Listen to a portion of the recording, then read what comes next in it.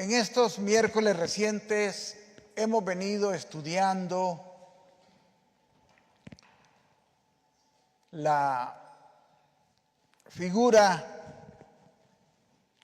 el liderazgo de aquel gran patriarca, Abraham. El hombre que marcó un antes y un después en la historia de la humanidad. Vimos que era de la raza amorreo. Sara era hitita. El Dios lo sacó de la profundidad, de la oscuridad de Babilonia, de la tierra de Ur, de los caldeos, donde se adoraba el fuego, una tierra completamente idólatra. Y el Dios le dice a Abraham: vete de tu tierra, vete de tu parentela, a la tierra que yo te mostraré. Y Abraham salió. Y leíamos lo que dice el apóstol Santiago en el capítulo 2, que la fe de Abraham se perfeccionó por las obras. Y la obra más grande de Abraham, la prueba de fuego, fue cuando Dios le pidió al Hijo.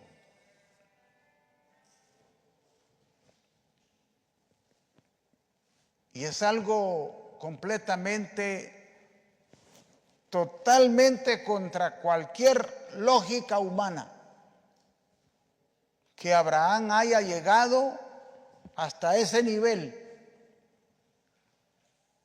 a entregar al hijo de la promesa. Hijo que le costó 25 años de espera. Él sale de Babilonia cuando tiene 75 años. Y cuando llega a la edad de 100 años, le cumple la promesa. Y Sara tenía 90. Todo eso lo hemos visto en el transcurso de estos miércoles. Pero, ¿qué fue lo que robusteció la fe de Abraham para llegar a ese extremo de sacrificar al hijo? Hacíamos énfasis en un detalle, que Abraham creía que Dios se lo podía devolver.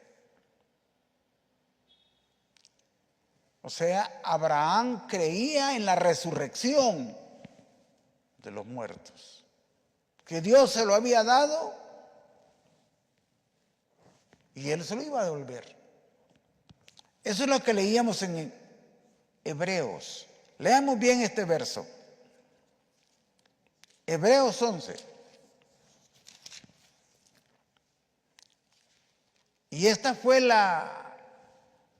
el energizante poder de Abraham de llegar hasta ese nivel. Hebreos 11, verso 17.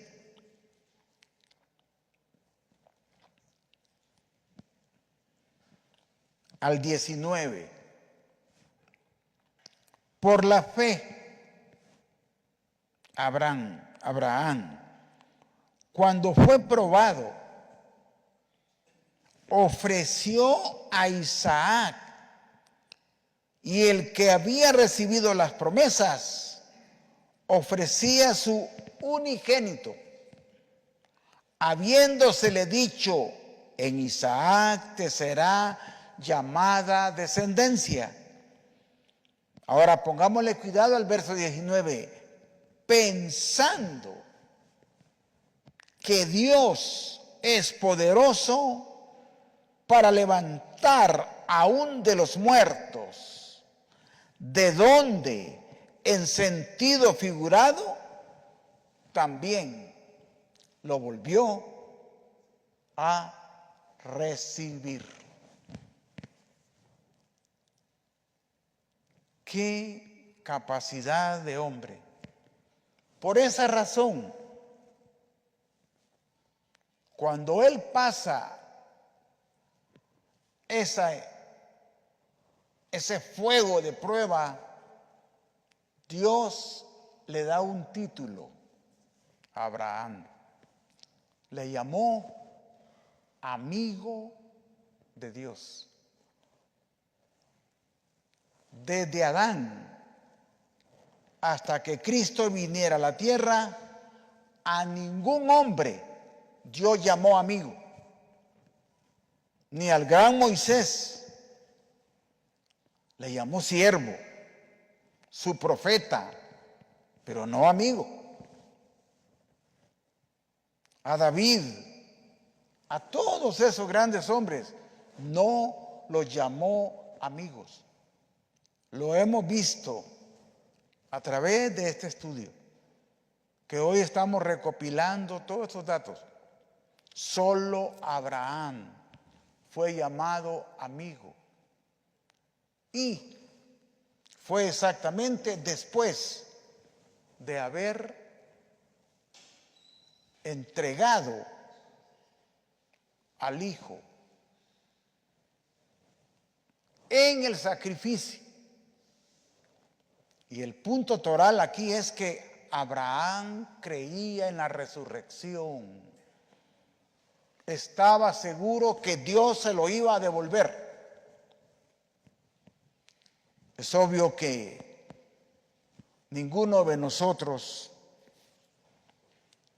Dios nos va a poner a ninguno de nosotros una prueba de esa clase, ¿verdad? Porque nuestra fe, ¿qué tan grande podrá ser? Un granito de mostaza. Hasta ahí tal vez. Y cuando la tengamos, podremos decirle a este monte, andate para allá. Pero no lo logramos todavía. Entonces nuestra fe es microscópica en relación a la de Abraham. Un coloso en la fe, un gigante.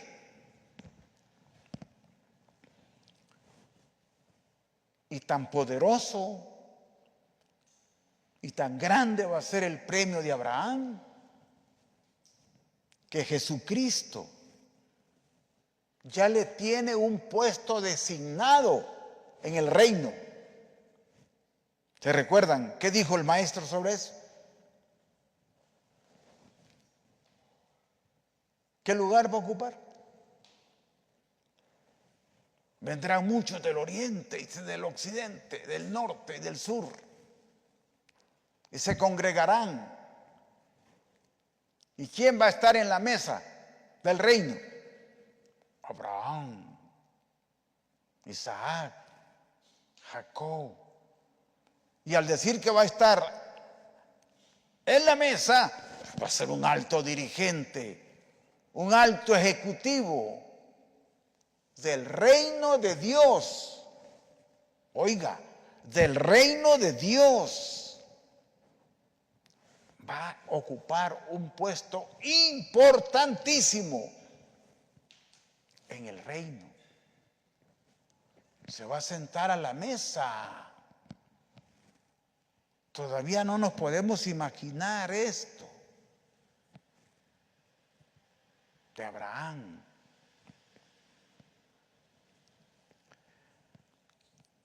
Cuando Dios lo llama, cuando lo saca de Ur de los Caldeos, seguramente Abraham venía contaminado con la idolatría que había en ese lugar. Pero mientras anduvo caminando por el desierto, Abraham se fue purificando. Y se da que su fe crece y crece. Y mirábamos que en ese devenir Dios bendijo a Abraham materialmente. Y en el capítulo 13 del Génesis, capítulo 13 y el verso 2, leíamos que Abraham era riquísimo en oro, en plata, ganado. Pero eso que Dios le proveyó, esas riquezas, no le perturbaron en nada para seguirle hasta el final de la jornada. Esa fortuna material sencillamente eran añadiduras que este hombre recibió. En el libro del Génesis es oportuno recordar aquel llamamiento que Dios le hace. Capítulo 12. Leamos el verso 1 hasta el verso 4.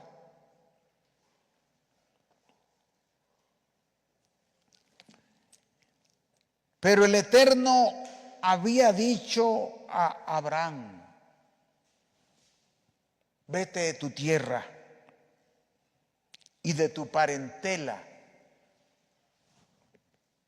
y de la casa de tu padre a la tierra que te mostraré. Y decíamos que este llamamiento se parece al que Jesús hace: el que no dejare padre, madre, por causa de mí, no puede ser mi discípulo. Y entendíamos que el dejar la familia era no compartir sus ideas religiosas paganas, que muchas veces nuestros familiares se ponen contra nosotros, ¿verdad? Cuando nuestros familiares no comparten nuestra fe. Y a veces hasta la persona más cercana, como puede ser la esposa o los hijos, hay que tomar acciones radicales. Esto no lo hago y punto. Esto no lo creo y punto. Debemos de ser personas de convicción, porque no hay judío ni hay griego. No hay esclavo ni libre. No hay burén, varón ni mujer, porque todos vosotros sois uno en Cristo Jesús. Verso siguiente. Y si vosotros sois de Cristo, de la simiente de Abraham soy. ¿Y qué dice la última parte? Y conforme a la promesa, los herederos. ¿Se entiende esto?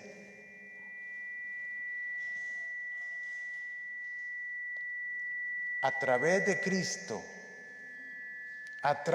Cristo, le llega la bendición al mundo. Porque Jesucristo no solo vino para bendecir al judío, sino a todos los pueblos de la tierra. Y aquí hay una cosa bien interesante. Y conforme a la promesa, ¿Y que le prometieron a Abraham? Pues la tierra por heredad. Él alcanza esa promesa. Él alcanza esa promesa a través de Abraham.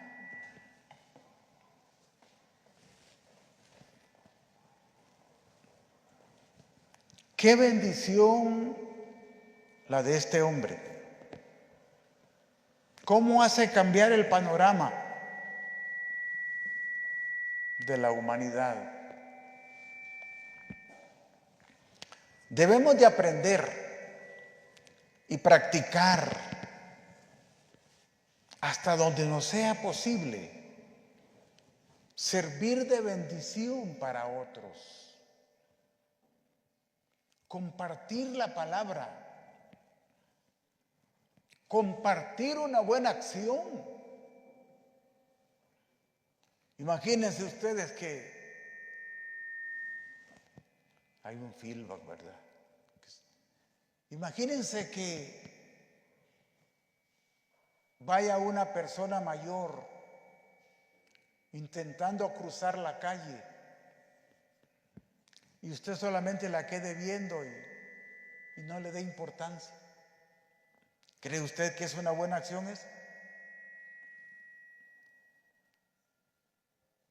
Pero si usted la toma de la mano y le ayuda a pasar la calle, ¿qué está haciendo ahí? Una buena acción. Una buena acción.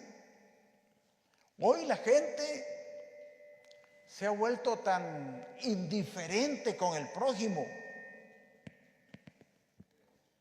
que pueden ver un anciano que sube al bus y no le dan el asiento. Ay, pues el viejito que ya se cae, no lo voltea a ver, no le dan el asiento. Esta generación es completamente dura, amargada, totalmente dura.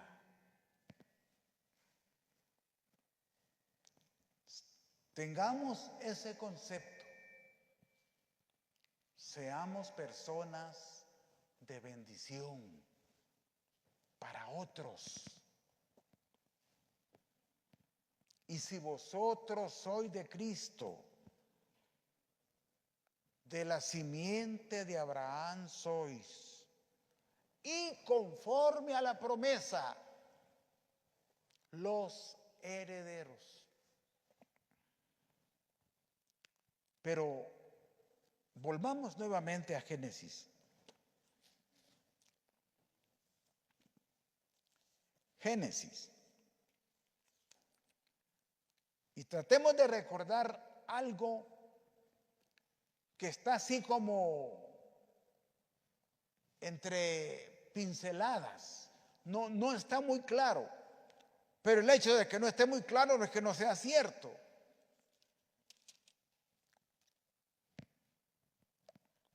Génesis capítulo 14. Y aquí tenemos que recordar algo. Ustedes lo saben. Solo lo vamos a recordar para no olvidarlo. Verso 17. Cuando volvía de la derrota de Kedorlaomer y de los reyes que con él estaban,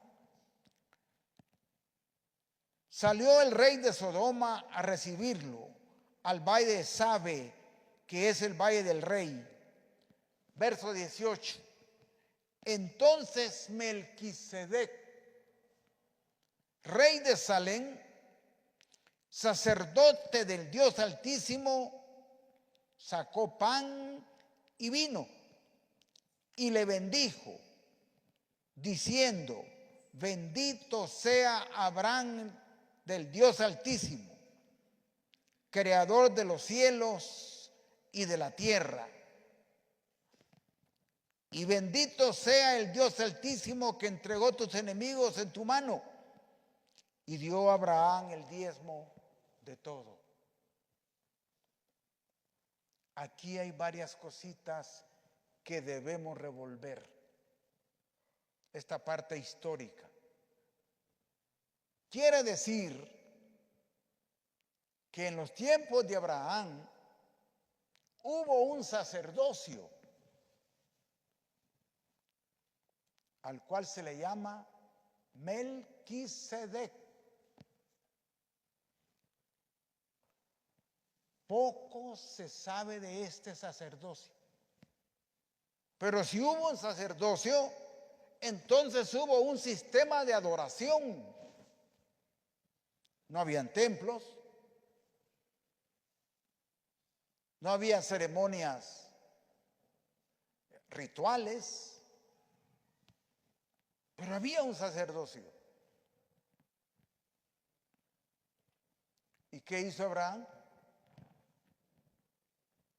Le dio los diezmos. ¿Y quién le había enseñado a diezmar a Abraham?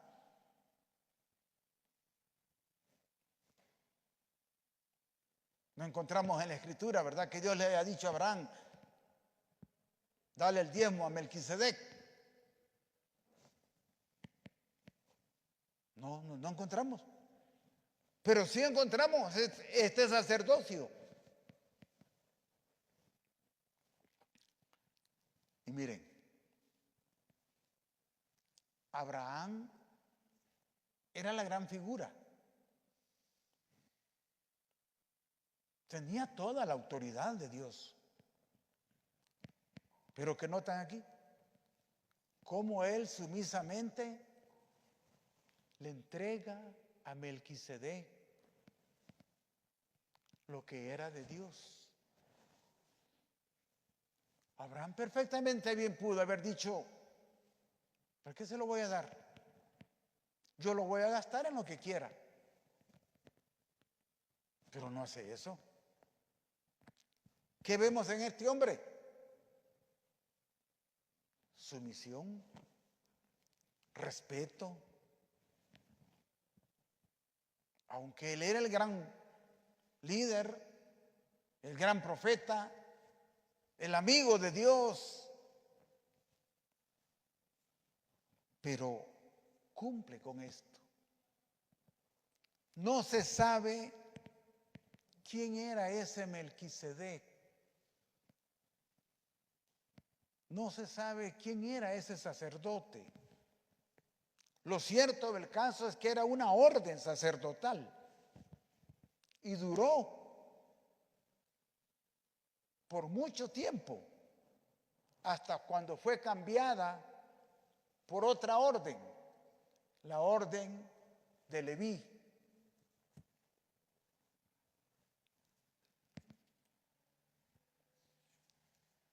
De hecho, hoy, en este tiempo, la orden sacerdotal de Leví no está funcionando. Hoy está funcionando la orden de Melquisedec, la misma orden que estaba en función cuando Abraham vivió. Y no solo Abraham hizo eso. Por ejemplo, el nieto de Abraham, que se llamaba Jacob. ¿Qué le dice Jacob en aquel sueño que tiene? Si fuere Dios conmigo y me guardare en este camino que voy, y me diere pan para comer, y me diere ropa para vestir, y me hiciere volver en paz a la casa de mi padre, tú serás mi Dios. Y de todo lo que me dieres, el diezmo apartaré para ti. ¿Y a quién se lo iba a dar Jacob? Había una orden sacerdotal, la de Melquisedec. ¿Y quién le había enseñado a Jacob eso? Pues su abuelo. Abraham,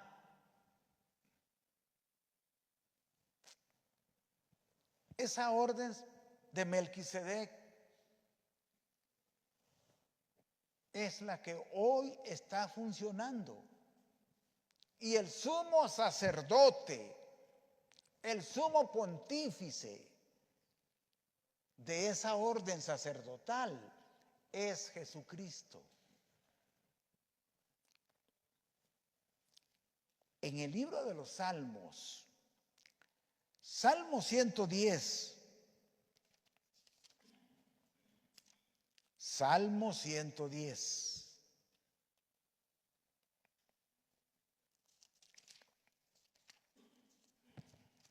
Miren cómo dice este texto.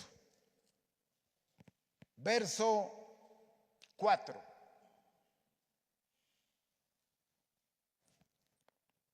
Juró el Eterno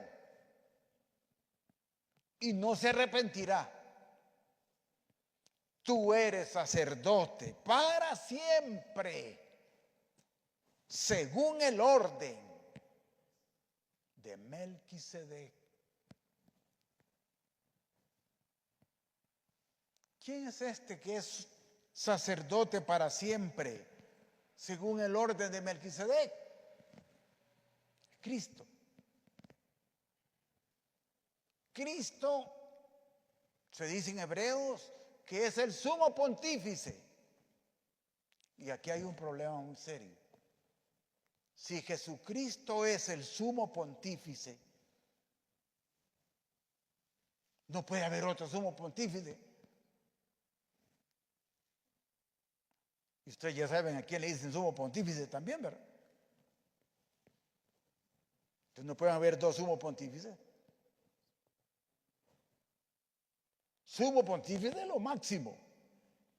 No hay cupo para otro. No hay cupo para otro. Esta figura es especial, única. Y nuestro sumo pontífice está en el cielo.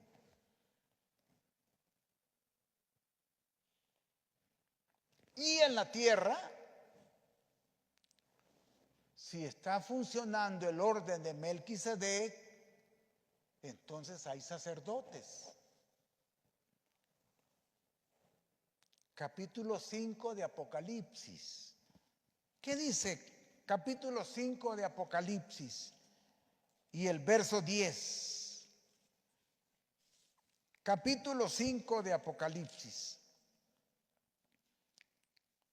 ¿Y qué dice el verso 10?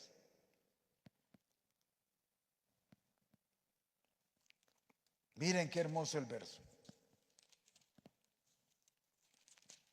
Y nos has hecho para nuestro Dios reyes y sacerdotes.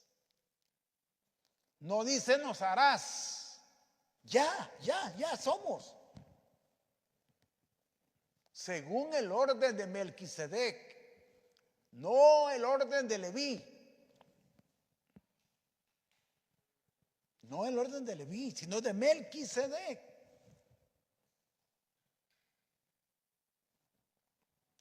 Cuando oficiamos un bautismo, ahí estamos actuando con la autoridad del orden de Melquisedec.